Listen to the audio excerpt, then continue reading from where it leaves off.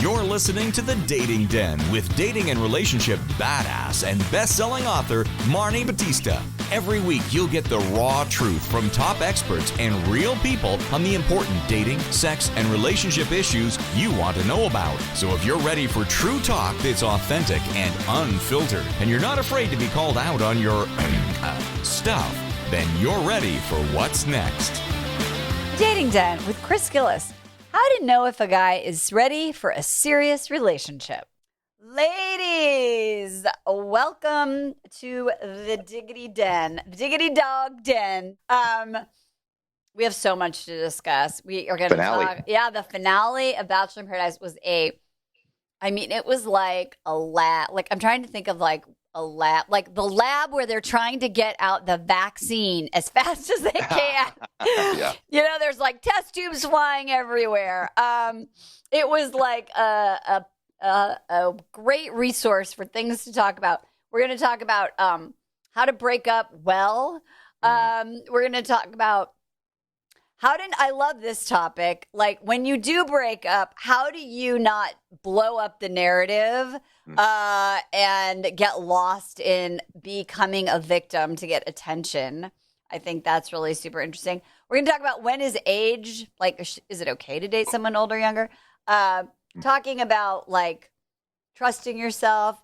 And I love this one, which I think we should start out with, which is how do you find out what the guy you just started dating truly thinks without leading him to say the things you want him to say? Because we have a guy. I think this is just so awesome. I feel like at Dating with Dignity, we talk always about the manimals, and we talk about one of them, the quality casual guy, who's like super, like a good quality guy, great person, good on paper, but emotionally unavailable.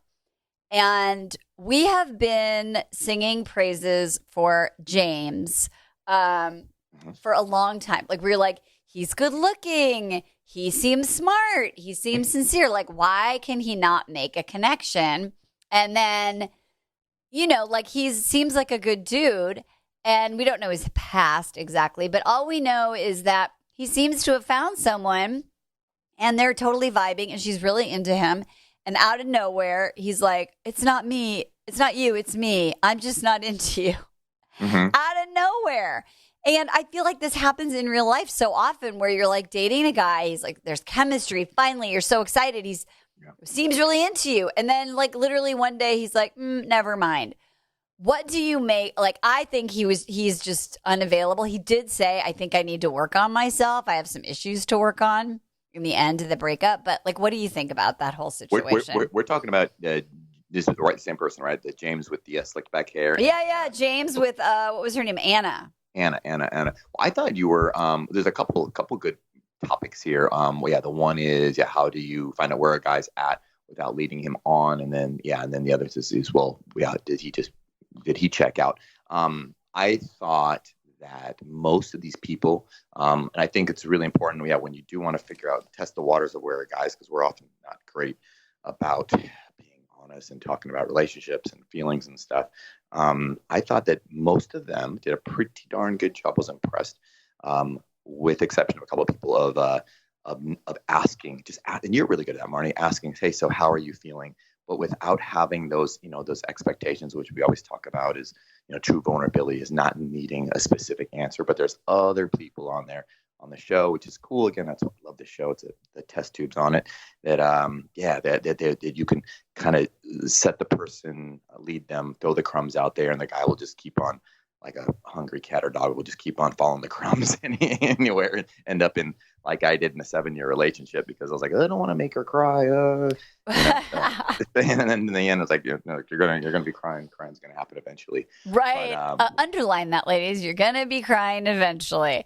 Well, what do you think? So what do you think about James, like, being emotionally unavailable? Like, because he's saying the right things and he's like, oh, I just want to find a connection, and he's dating and he's going on lots of dates. He's that guy or that lady who is really good on the first date And maybe they get like a second, but by the third date or whatever, like the vibe is gone. You sort of like, it just wasn't there. Or if you're a woman and you do this, you're like, it just wasn't there. But you're like, you really want to find love. You're really, and then somebody's really into you and you're like, no, it's not the right thing. I mean, like how many of you listening do that? I feel like that's James. That's really interesting. I love that we have different takes, and especially when we're not sitting next to each other to break it down. So this isn't, I'm a little shocked and interested that that's the take you had on it, because I actually was like, I would have guessed Marni would say, he's dating with dignity because he said, hey, I'm not getting there, and then he owned it. He goes, there may be some things I need to work on, but it's like it's not. Yeah, no, I think he broke up with her really, really well. I just think that he's not ever going to find his person until he does the work that he needs to do. Yeah, no, I think he handled it really well. I think he said it, like what he said was great. Like, ladies, write that down. Like, if you need to break up with a guy in a dignified way, that is how you do it. And he admitted his own things, but I'm just saying. What I think is important is that if you don't do the work, right, your results will show you that you need to do the work. And if there's someone who's on paper who's into you, like Anna was, and they were only dating for like a couple of weeks or a week even, but it's like, why can't you be satisfied? Like, what's missing? I wish he would have said, and I said out loud, I was watching with Jeremy, I was like, did he say like what it was that was missing? And the answer was no. Yeah, that's true. Yeah, that's true. I mean, sometimes I don't know. Maybe he was just being kinder and didn't want to say something that I don't know. But and it was weird. Also, he didn't want to just date. That was the other thing. So on the premise of this show, like if you're not going to get engaged, you can still agree. Like, let's just date. Like, let's just leave now and date. We know we don't want to get engaged. Did anybody do that? No, nobody did that. So now what I think is interesting is the couples that ended up getting engaged were ones that have dated for the whole time, for the whole 6 or 7 weeks. Sure. So I think, that's an important fact. Like, you don't want to rush it.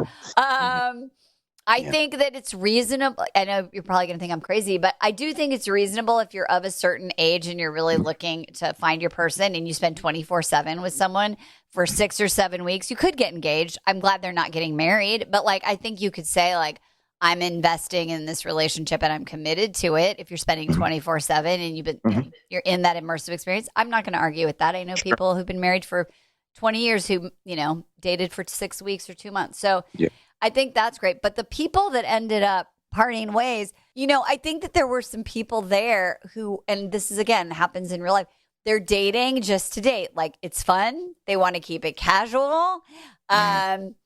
Not like it's great when it's great. And then they're not really interested in keeping it going.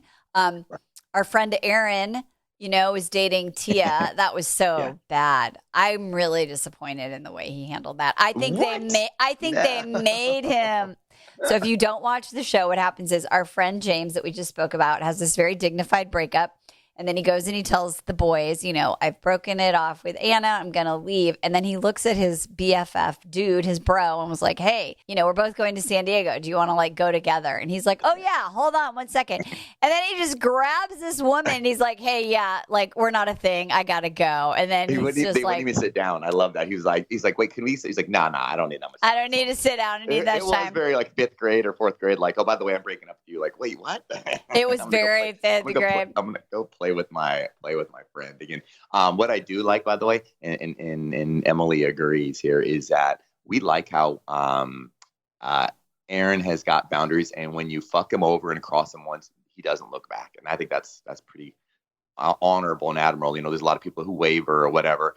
Like when Aaron's decided, hey, this when you show your true colors to him, like what was it Chelsea? Yeah. Whoever, and whatever, got Tammy, name it. He's like, nope. You're done. I gave you a chance, and then I thought that was pretty cool. Yeah, I think, and I think that's why I love like attracts like, and so his BFF is James. Yeah. I think they're both emotionally unavailable. I think that Aaron was in it to win it at the beginning, and then he was like, never mind. I mean, I think maybe he really liked Tammy. I don't know, but what I do know is that if your guy, and I don't know this, I'm going to guess this. I think when you look at a guy and you want to know, is he really ready for a relationship? You look at, are his actions and his words matching? Is he saying a bunch of stuff, but then, having to we don't really need to talk about this kind of a thing when it gets real. Does he hang out with a bunch of like grown up children? Does he have any long-term relationship people that he hangs out with?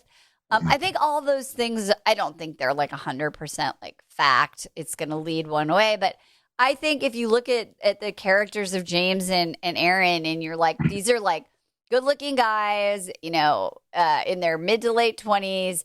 They just sort of got famous. They are wanting to date. They're having fun. They got paid X thousands of dollars to be on the show. I think they're unavailable emotionally. And I think they're just going to go to San Diego. And I think they're roommates now, I read. And have a good old time. So what are some red flags that your gals out there can look for to spot, and so they don't invest too much time to figure out if this guy who does look great on paper is emotionally unavailable? I think so. Quality casual means they're a quality person, but it doesn't really progress. And I think if you were dating James or you're dating Aaron and you're like, oh, ultimately not on the first date, but you're like, oh, like, when's the last time you're in a relationship? And they're like, well, I haven't had a long-term relationship in 7 years. I date. I'm looking, if I meet my favorite clause, if I met the right person, I'd totally be interested in having a committed relationship. Not all the time, but most of the time, that might be a concern, a pink flag, not red. I think, like, who are they hanging out with? What are they doing? How are they spending the time? One thing that Kenny checked in with Mari. So Kenny's 40. He's dating a 23-year-old and he wants to get married. And he's like, what's your lifestyle like? Right? Like, you have a lot of life to live. And she's like, I've been kind of raising myself for a long time. And while I'm 25, like, I am not the girl who wants to go out to bars and party and whatever. I want to do this. And he's like, okay. So that's an example of a guy who's saying like, this is my lifestyle or this is what my values are. So if you see a guy and he's like, oh, I'm going to this club and then I'm going to that club, or I'm going to do this, or I've got to do that. And he doesn't spend he's very busy doing a lot of social things. Again, you have to collect all this data in context. Right. It's not one thing. So, and we could, look online 2 days from now and James could be in a serious relationship.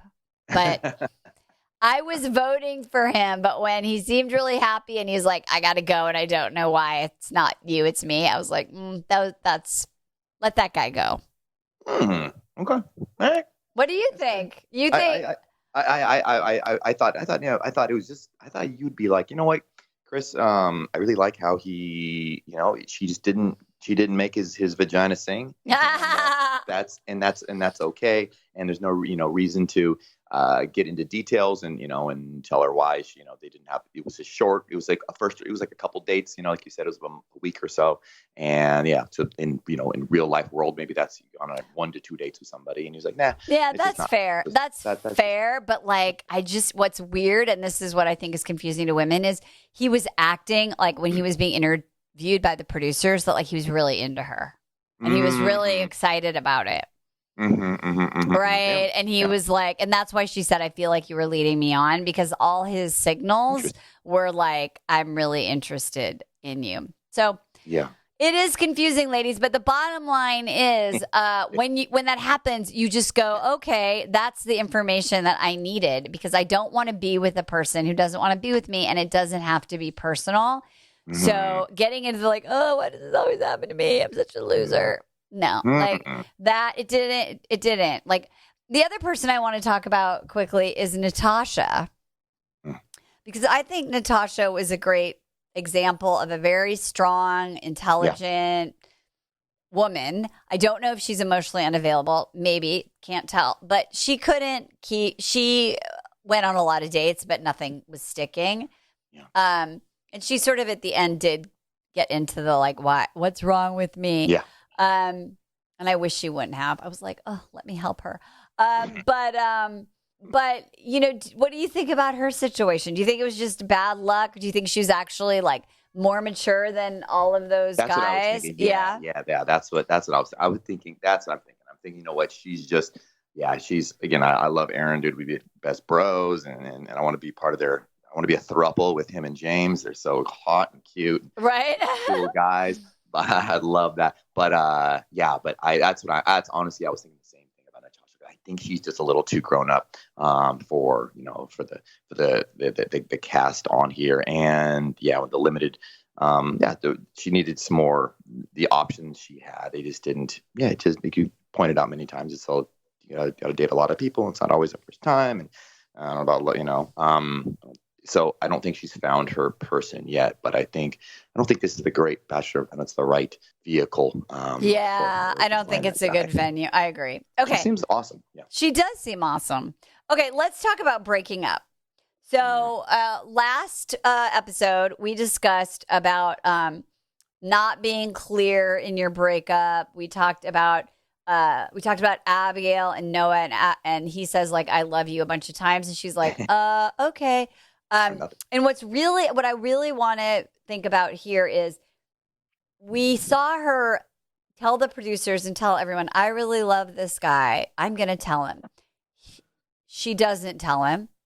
What is amazing to me that I really want ladies to listen to is this version of what happened that she created in her head. Because if this were football and we could go watch the play-by-play, I'd be like, where, like, what? So what happens is, and this is the I love you called it, how to not be your own BS spin doctor when you're being broken up with. How to remember and take away the whole story and not your version. She literally was delusional. She was like, he told me he hasn't been into me for a long time. Yep. What the? What else did she say? He told me that I'm not his person and that he was never into me and that he led me on and I wish you, and he just said those things, but he didn't really mean it. I was like, wow. And then here's the other thing. When we do that, we consensus build, which is what she did, right? So then she has to go tell everyone, this is what happened. She made herself the victim in the story, collecting evidence why she needs to keep her guard up, why she still needs to be closed and shut down. And then her friends, right, her community rallies around, oh, poor Abby, she's the victim. And what I really want all of our listeners to hear is that when you do that, you are creating like an energy ball, like a hurricane of I'm not enough, of negativity. We call it like the pick me, what's wrong with me energy, very, very catabolic, meaning there's a lot of cortisol and adrenaline, and like you're just so far away from your amazing self.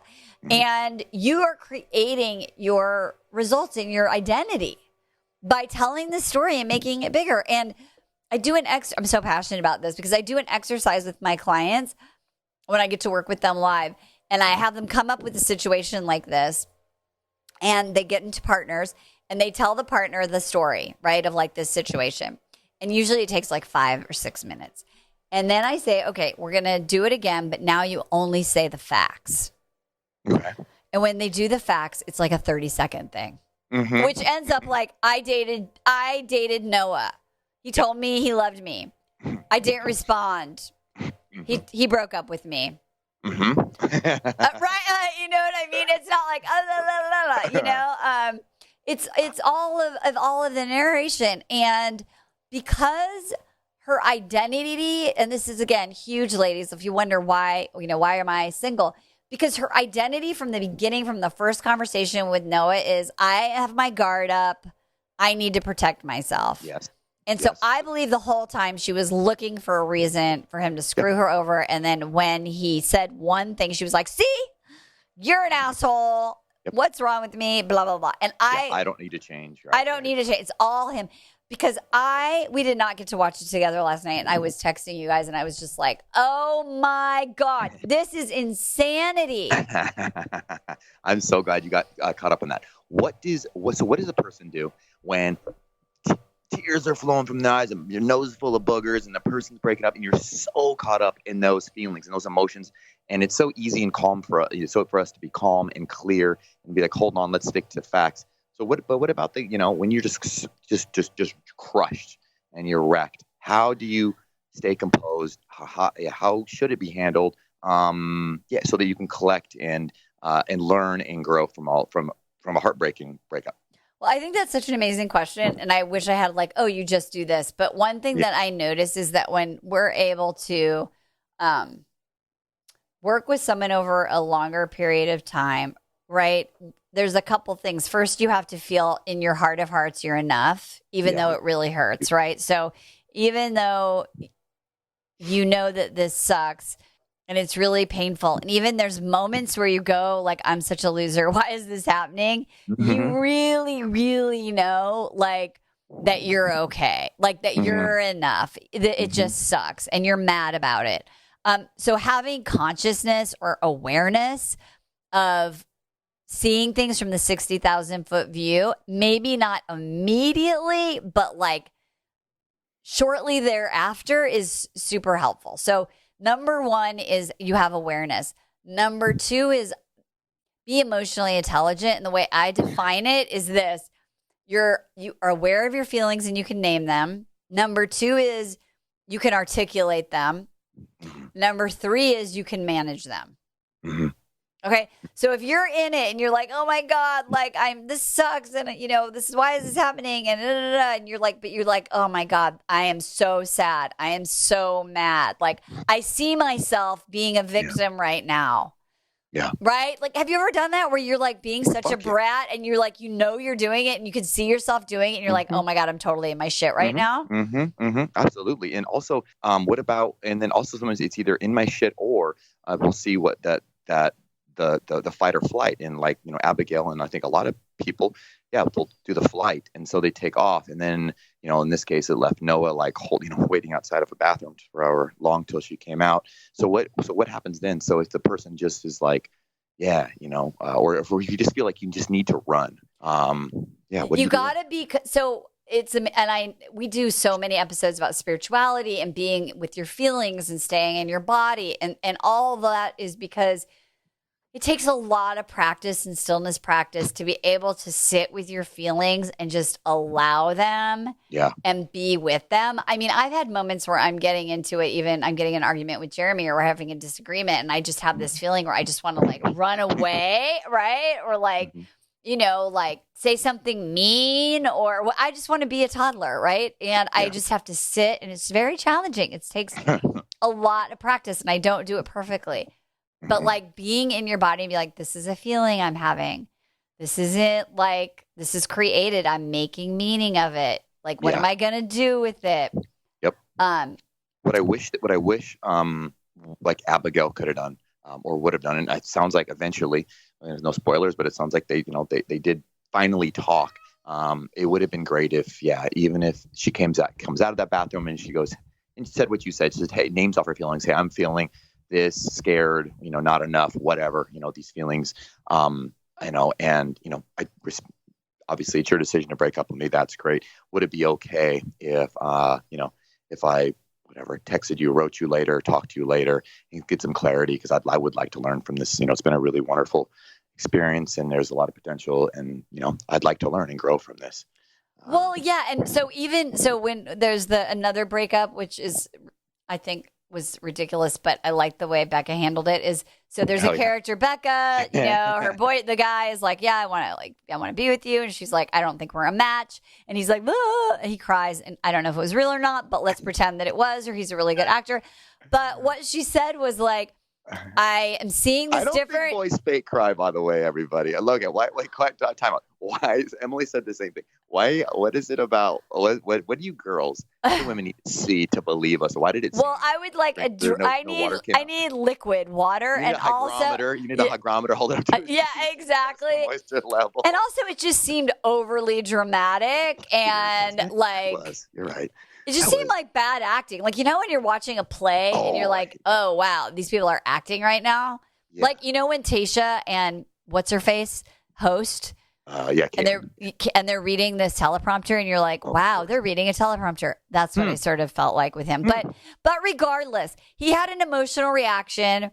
And she was like, look, I really care about you. I'm not like, I wish I would have seen this part of you. I stand behind my decision and period. Right. So if Noah or Abigail, someone needed to kind of like have that, like, if she could have said, wow, I'm blindsided, and he could have said, wow, I know this sounds really confusing. He didn't validate her either. Right. Like, I get like, this is hard for you. There was a lot of lack of communication. What I like about this is that this couple's now back together and they're dating. And my guess is they ultimately, whether they watch the show, because if she watched the show, she's a very smart young woman.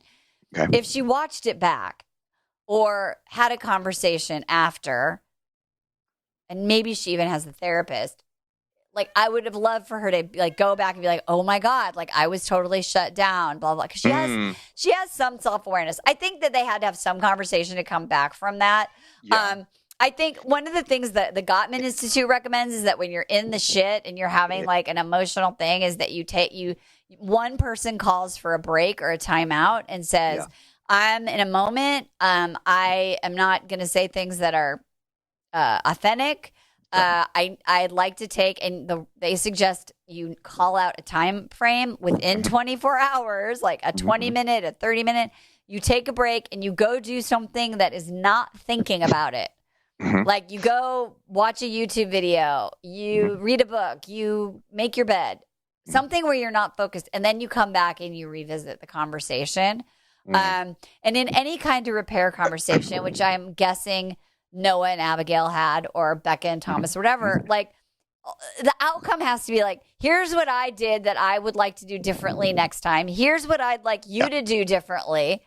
Okay, here's what I did that I would like to do differently. And here's what I would like you to do. And then you go, great, we grew from this. And so those kinds of emotional meltdowns are going to happen. It's how do you repair them afterwards?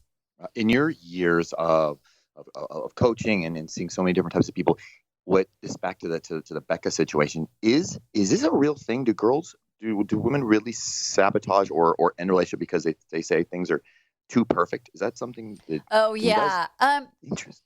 I mean, I think it's funny. I was thinking about that this morning because I told you we sold our house yesterday, and it went so well. And it was like, I was in a moment of like, this is too good to be true.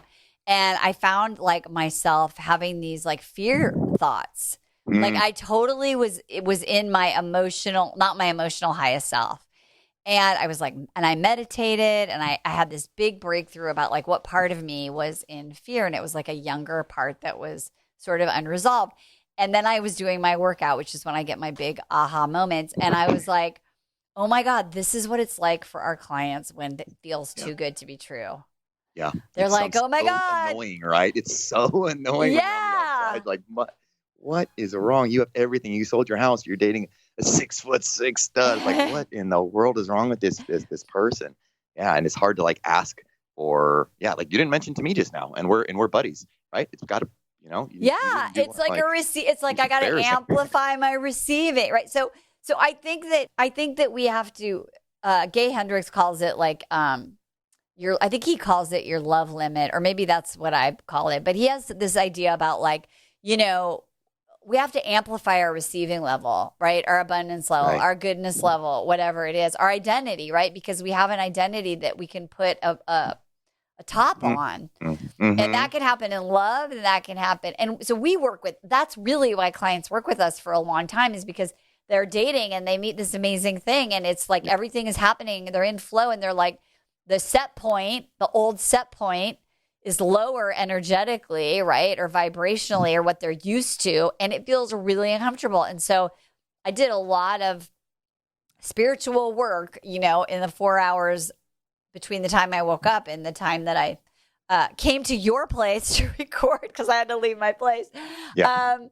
So to really be into like really vanish that lower limit thinking. And so I think also with the Becca situation and the dating is that Thomas came in with a bad reputation. She says she wasn't really there to like find love. She was surprised. Like who knows what was going on for her. She had two, which I forgot, when I did my research for the show today, I forgot Becca was the one who won The Bachelor in Ari's season. They're together. They do their little comeback visit, before the show airs. Apparently the winners get to they have secret hideout rendezvous so they can stay connected right before the show airs. Okay. And they went to their first or second one, and she's engaged to this dude, Ari, and he comes in and he's like, I have to tell you something. And he breaks up with her because he realizes the second runner-up is who he should be with. Yeah. Oh. Which, by the way, he's married to that woman, and they have 2 kids together.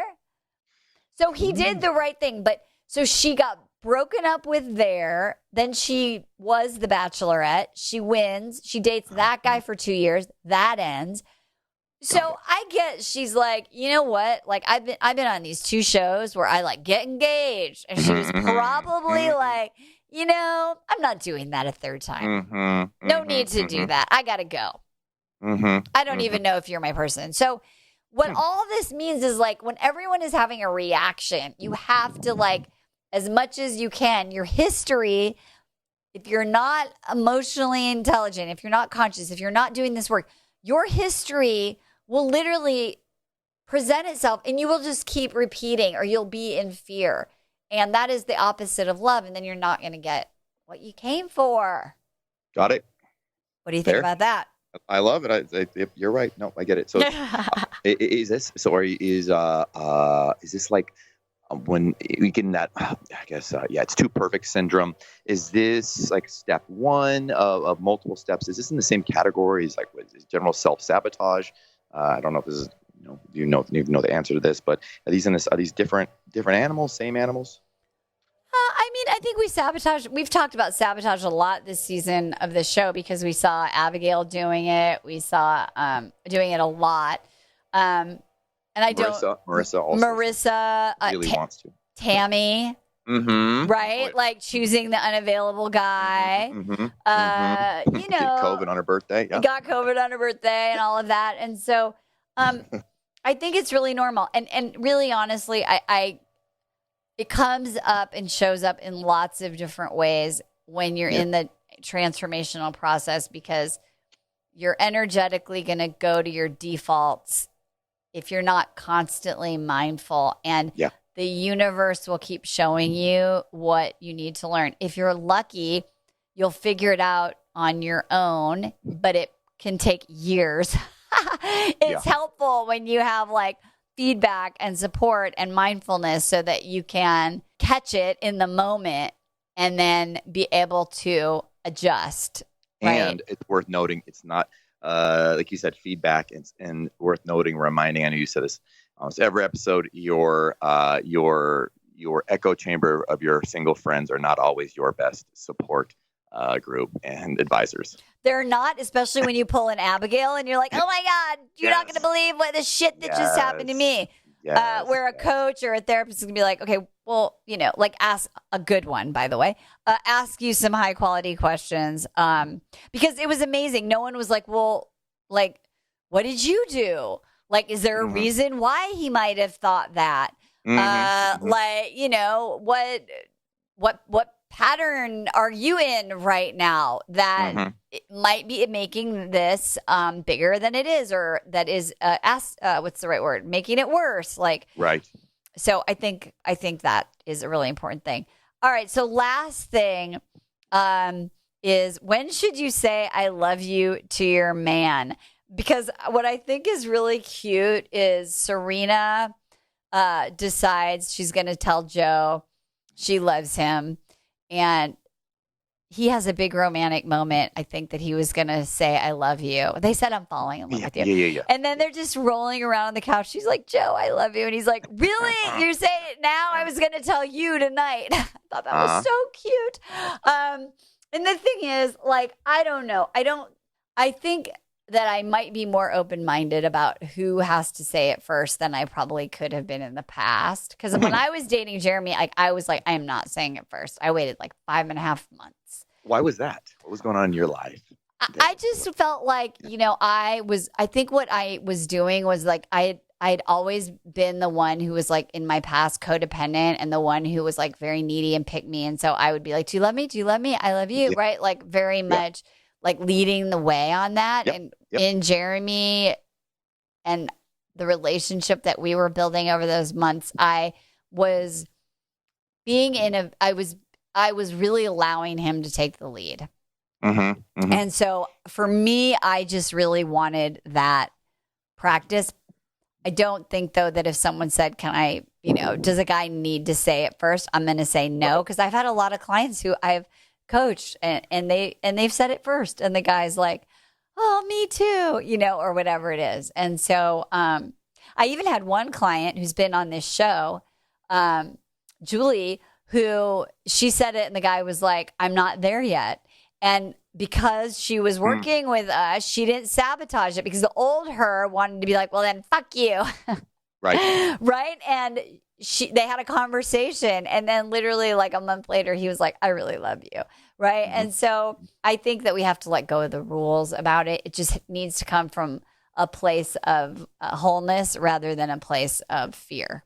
And what if the person just gives you crickets back?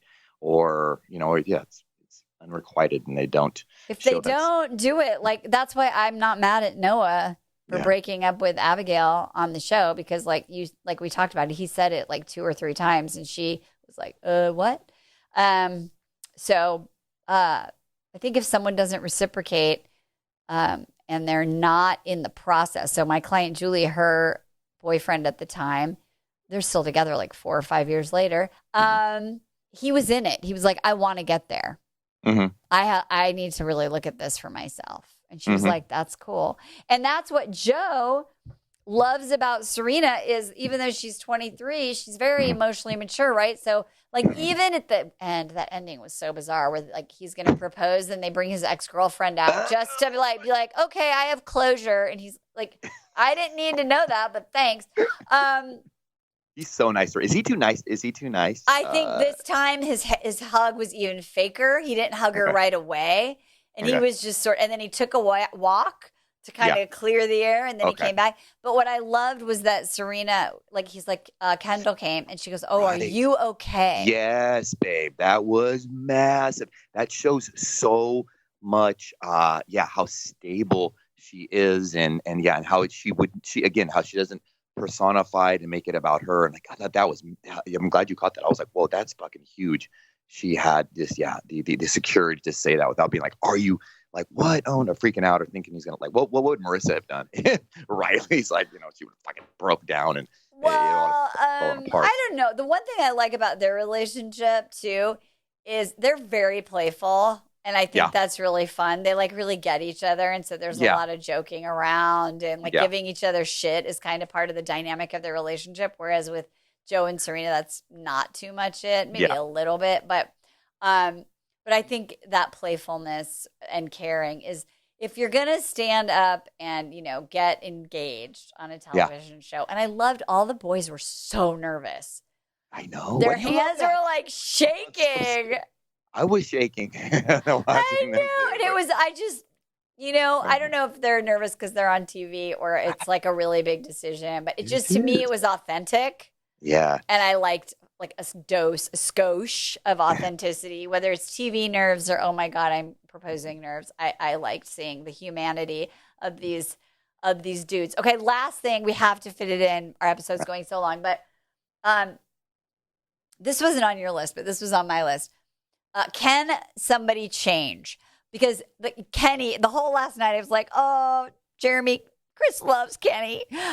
Kenny's like saying, like, I was this guy who was a player and no one ever thought I would, settle down or want to have a wife or a family, whatever it is. And something has changed. You've changed my life forever.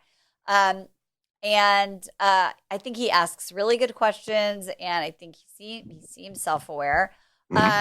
So do you think, especially with your own story, do you think Kenny can change, or is he just like high on the juice right now, and he's going to be out of there before a matter of time? Like, can Mari trust Kenny? Yeah.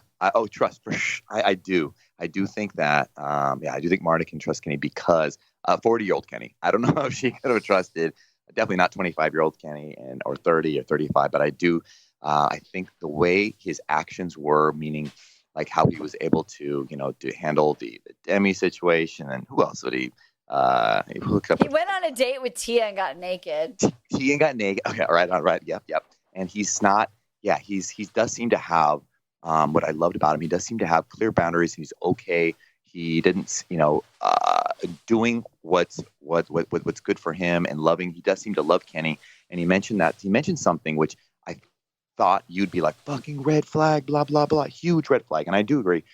He said, did you catch? He said he's never told anybody that he's loved them. Yeah, I was like, what? That's massive. But he also said his family, I couldn't make out because he got bleeped, I don't know what he was saying, but he said his family doesn't say I love you either. So right, yeah, but I felt like, so that's when normally you'd be like, he's 40 years old, like that's super. Run away, ladies, right? If you heard something like that, like he's never going to. But I feel that because of that, and I do understand, that he took the gravity to it, and he's not just saying words for words. And I think one thing about Kenny is, he's always. He's gone. He's his own man by now, and he'll be naked if he wants to be naked, or make out, and then and breaks up with people, and he does it respectfully with that. So I don't feel like he didn't seem like a child or a fuck boy, or didn't he didn't gravitate, didn't have those Aaron and James vibes anymore. So I do think, and I think she's an old soul. I did a little internet stalking. She's been like a pageant girl her whole life.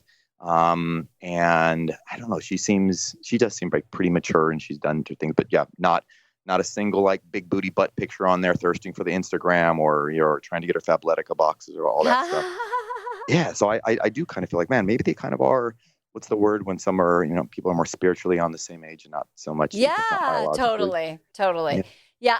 I'm going to keep voting for Kenny and Mari. And I thought Kenny was a standout when we first met him. And I think that I also hope, and this is related to the show, but I hope they cast more. I hope they don't, I hope they cast more grownups like Joe and Kenny. And that, we don't need to have a 40-some-year-old bachelorette like Claire Crawley just to get those kind of guys, because apparently they can find women and that are there. Maybe they'll get a 31-year-old bachelorette again, or 35 or something. But I enjoyed the run on these older guys and watching them be on this show. And I thought that was awesome. I felt like what was great about this, this older gentleman, I felt like he lived life on his own terms and didn't feel, like he had to, but he lived it in like a respectful way. There was no gamesmanship. You didn't see any of that sneaky stuff like that Thomas and Carl or Ivan. You never got any of that from Kenny. You're like, you'd be like, oh yeah, that guy was the biggest slut bag. We could joke around with it, but he did it all in like a very truthful, open. Everything was, transparent. And I think that, I do get the feeling that, when he says what's on his mind, he's not overly complicated and conniving sort of. So he does seem trustworthy on that, which is supportive considering how much of a huge red flag it would be if I was dating somebody and I found out they'd never said they love somebody. Yeah, no, I think it's and that just shows the context. And we always talk on our campus about, extending a guy goodwill and credit. Like, what has he earned? And I think that, so it's really important. Don't rule someone out when you're dating ladies. Like, oh, well, he was never married and he's 40 or he was this, or he never that, or he doesn't talk to his mom. Like all these rules that we make that are going to make us feel like we're being safe. But it's all about context. It's all about extending goodwill and credit, because you might miss a really great guy if you have too many rules. This was amazing. It was an amazing season after 2 years. We're so happy to have it back. I wish I could say I was super excited about Michelle's season for Bachelorette. I'm not, but I'm sure I will once you and I watch it together.